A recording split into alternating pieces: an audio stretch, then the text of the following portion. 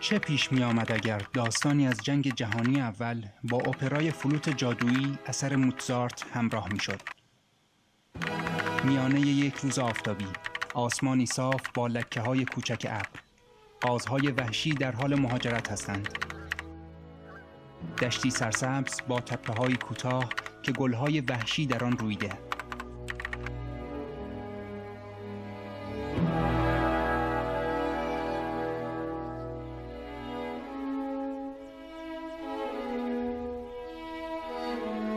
دستی برای چیدن گلی اقدام می‌کند.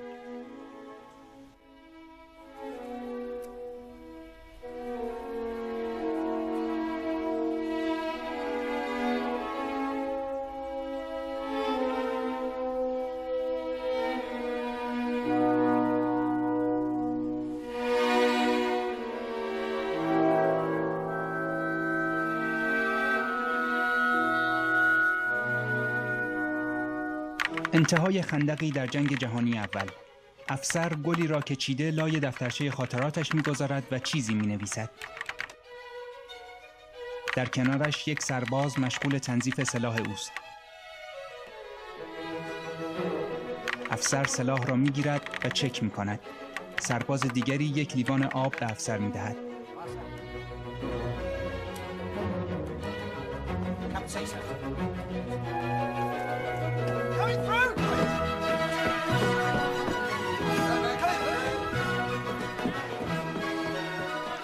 سربازی پیغام در دست در طول خندق می‌دود و همه را کنار می‌زند.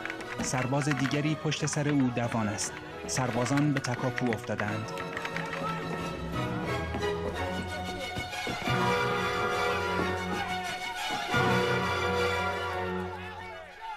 از ایده کلی یا جرقه و نگارش طرح و پیشنویس و فیلمنامه تا جون گرفتن واژه‌ها روی پرده نقره‌ای راهی بس طولانی وجود داره. راهی سخت و طاقت فرسا و پر رفت و برگشت. در این بین ما معمولاً با بازیگران فیلم‌ها آشنا هستیم و اسامی برخی از اونها رو میدونیم. ممکنه چهره کارگردان‌ها رو ندیده باشیم ولی کم یا بیش اسامیشون رو شنیدیم.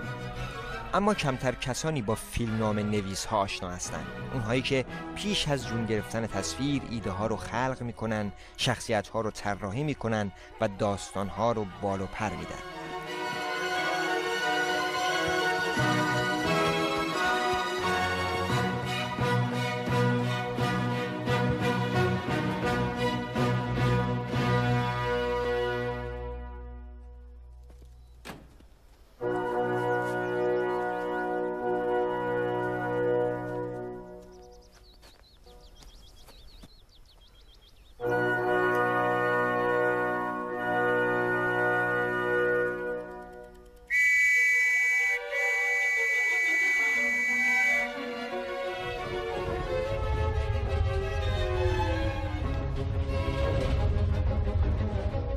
در برنامه امروز با یکی از چهره‌های ماندگار هنر فیلمنامه نویسی آشنا خواهیم شد.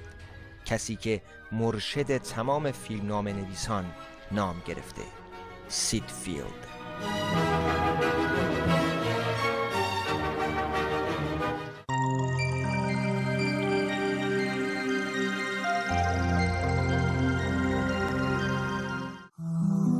فیلد در 19 دسامبر 1935 در هالیوود، ناحیه‌ای در شمال غربی شهر لس آنجلس از ایالت کالیفرنیا به دنیا آمد.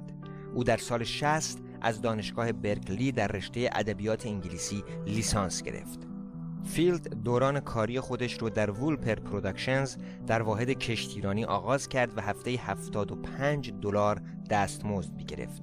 خودش در رابطه با اون دوران از زندگیش گفته: Well, you know, it's a long story and a short version. So I was at Berkeley in the 60s wanting to become a doctor. And I happened to read for a play that I got the lead in called Wojciech. And the performance was successful. And one of the members of the audience there was a French film director by the name of Jean Renoir. Renoir saw me and thought I would be right for one of the leads in the world premiere of his play called Corolla. So I worked with Renoir for about 8 months on the play, and he told me that I should forget medicine and go into film because the future is film. So those words, and he sat down and he wrote me a letter to UCLA Film School. So I left Berkeley, and this was in the early 60s. I left Berkeley, came to UCLA Film School, was hanging out with other film majors. One group had a garage band called The Doors. So Ray Manzarek and I just simply hung out together. Jim Morrison and I made films together. And then after a year, I left, and they left as well. And they went on to become The Doors, and I went on to become a shipping clerk at David Wolper Productions. So I was hauling cans of film around, but learning about film. Because I knew how to use a library, I was put in charge of research. Wolper Productions at that time was like this dynamic crucible of talent. We had Jack Haley there, we had Billy Friedkin there, we had Waylon Green there, we had Ed Spiegel there. We had all these people there who went on to expand the technique of the film industry in an amazing way. So I became a kind of jack of all trades there. I could do research, I could be in the editing room, I could go interview people, I could do directing, I could do producing at David Wolper Productions.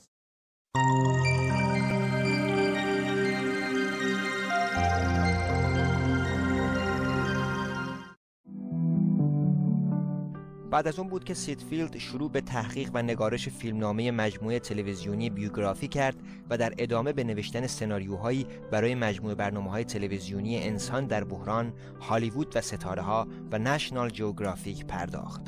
فیلد که CNN به اون لقب مرشد تمام فیلمنامه نویسان رو داده بود، اولین نویسنده‌ایه که الگوی ساختار سه‌پرده‌ای رو در فیلمنامه تعریف کرد. الگویی که یکی از رایج‌ترین الگوهای فیلمنامه نویسی شد و هنوز هم در سراسر جهان طرفداران زیادی داره.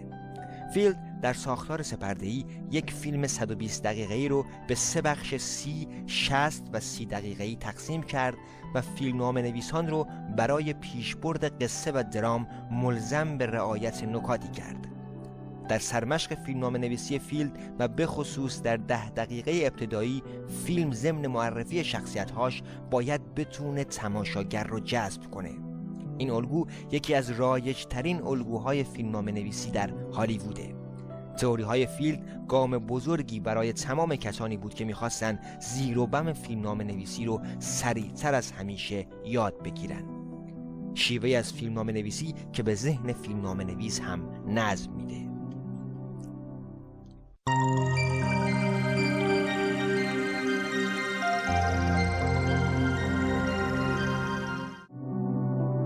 فیلد نویسنده 8 کتاب پرفروش در حوزه فیلمنامه نویسیه. اولین کتابش با عنوان فیلمنامه نخستین بار در سال 1979 منتشر شد که در همون سال به عنوان پرفروش در این کتاب سال در این حوزه معرفی شد. این کتاب به 23 زبان ترجمه شد و در صدها دانشکده و دانشگاه در سراسر دنیا تدریس میشه، تا جایی که از این کتاب به عنوان انجیل فیلمنامه نویسی یاد میکنن.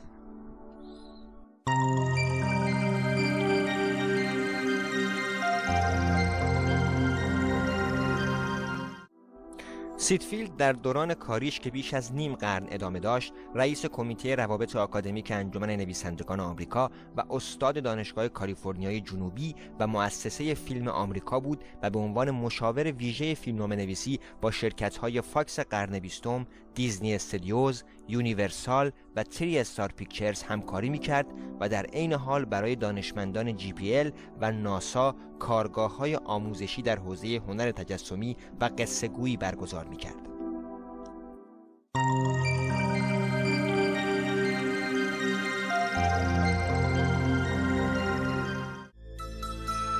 جات آپاتو، نویسنده و کارگردان فیلم‌های مانند ناکت آپ، در رابطه با سیدفیلد میگه: چیزی که از کلاس سیدفیلد یاد گرفتم این بود که فیلم‌هایی مثل آنیهال یا شاهد چطور درست از کار در اومدن.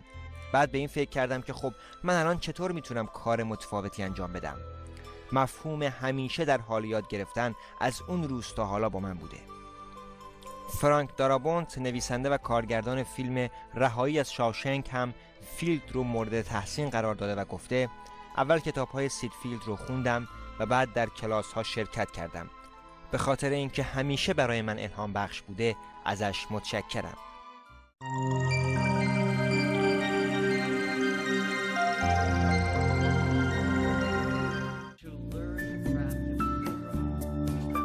سید فیلد کار فیلمنامه نویسی رو برای هنرجویانش ساده میکنه و در عبارات کوتاه راهنمودهای کلیدی و کارساز به اونها میده. مثلا در تعریف درام سینمایی گفته درام یعنی کشمکش. بدون کشمکش در داستانتان شخصیتی ندارید. بدون شخصیت ماجرایی ندارید و بدون ماجرا داستان وجود ندارد. از نظر سیدفیلد سردرگمی اولین گام به سمت وضوحه. سیدفیلد به فیلمنامه نویس‌ها توصیه میکنه که از زندگی خودشون به عنوان بهترین منبع تحقیق استفاده کنن و در همین رابطه گفته اگر به جایی رسیدین که نمیدونین شخصیت‌های شما چی کار باید بکنن به زندگی خودتون مراجعه کنین و ببینین اگر شما به جای اونها بودین چه میکردین. زندگی شما بهترین منبع تحقیق موجود در اختیار شماست.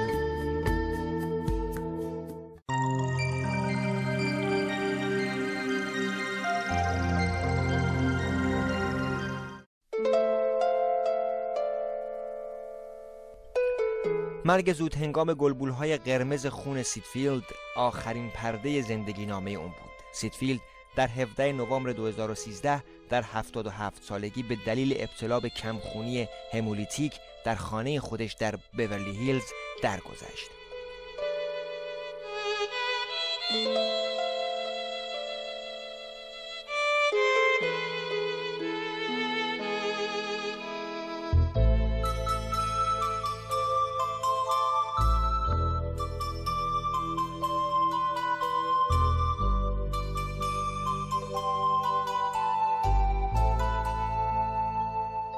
Writing the screenplay is, and may I quote Sid Field? Just tell the story. I started out really as a screenwriter in a very, very odd way. I had the great privilege of being mentored by one of the greatest film directors of all time, Jean Renoir. Jean Renoir sat me down one day when I did not know what I wanted to do with my life. And he said, the future is film. The chapter I'm going to read, or the portion of the chapter I'm going to read, is called In Search of New Beginnings. On a bright sunny day in May 1966, after more than 4.5 years in which I participated in the making of more than 125 television documentaries, I decided to leave the safe haven of Wolper Productions. I became a freelance screenwriter. From a freelance screenwriter, I became an author. And how many of you brought all my books, except Jared? Jared gets extra credit. I'm signing off on his screenplay already. From being an author, I have traveled around the world many, many, many times. The first thing the universe does is test you on the commitment. Is that true? I woke up feeling that maybe it was time for me to take the plunge and start writing my own screenplay. I had just made the decision when the phone rang. It was Denise.